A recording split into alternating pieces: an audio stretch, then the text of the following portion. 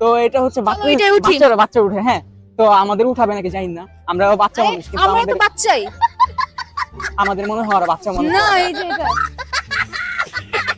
আমরাও বাচ্চা, আমাদের খেলতে নিবে তোমরা, আমরাও বাচ্চা, আমাদের ওরা বেশ খেলতে চাইছে। শোনা গো আমার খুব কষ্ট যে বলো, এই যে এটার ভিতরে ঢুকে আমরা কি খুব বড় হয়ে গেছি?